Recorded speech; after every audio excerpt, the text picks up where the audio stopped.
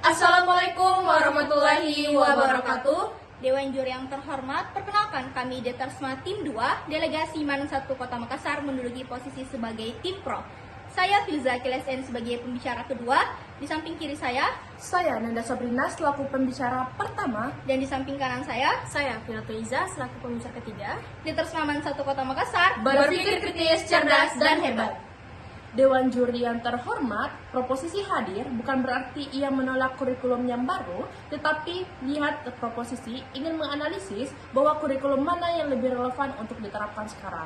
Tapi A, karakterisasi motif penerapan kembali sistem penjurusan pada SMA, SMK, bahkan MA merujuk pada kebijakan pendidikan yang mengembalikan sistem pengelompokan siswa berdasarkan minat, bakat, dan potensi akademiknya dengan tujuan yang lebih terfokus. Artinya, sistem penjurusan bertujuan mengarahkan siswa untuk memperdalam bidang yang sesuai dengan kemampuan minatnya, baik dalam aspek akademik maupun keterampilan vokasional misalnya. Mosi ini lahir disebabkan kurikulum merdeka yang ada di dalam status quo sekarang itu tidak relevan sesuai dengan minat dan bakat siswa. Kurikulum merdeka memberikan kebebasan bagi siswa untuk memilih mata pelajaran lintas bidang.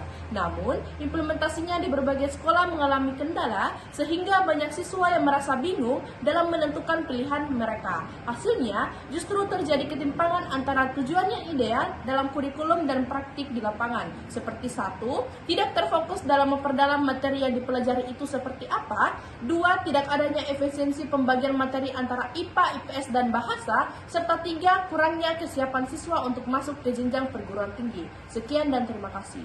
Dewan Juri yang terhormat, penerapan kembali sistem penjurusan di SMA, MA, SMK merupakan langkah fundamental untuk memastikan bahwa pembelajaran siswa berjalan secara terarah, mendalam, dan sesuai dengan kebutuhan jenjang lanjut maupun dunia kerja. Tanpa sistem penjurusan yang eksplisit, siswa kerap terjebak dalam pemilihan mata pelajaran yang tidak fokus, sehingga ini akan memperlemah spesialisasi dan efektivitas dalam pembelajaran.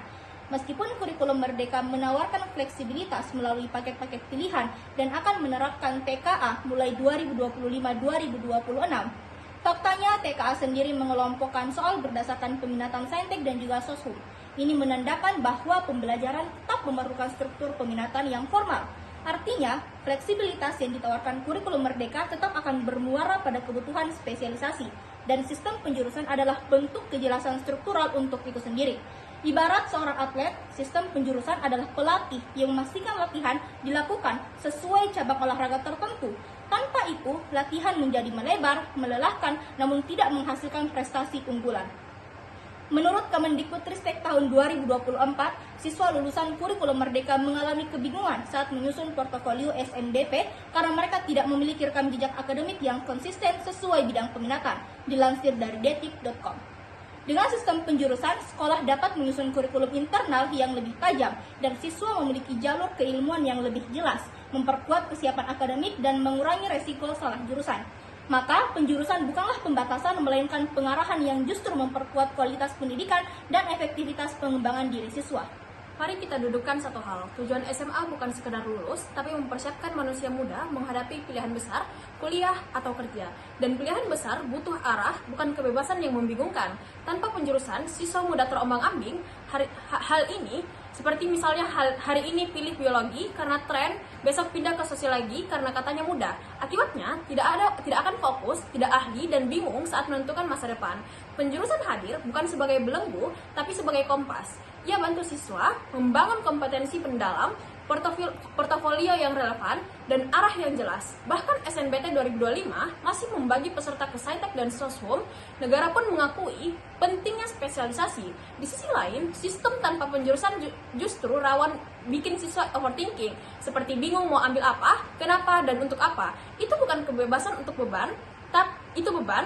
Kami tidak menghapus pilihan, kami hanya ingin pilihan yang punya arah.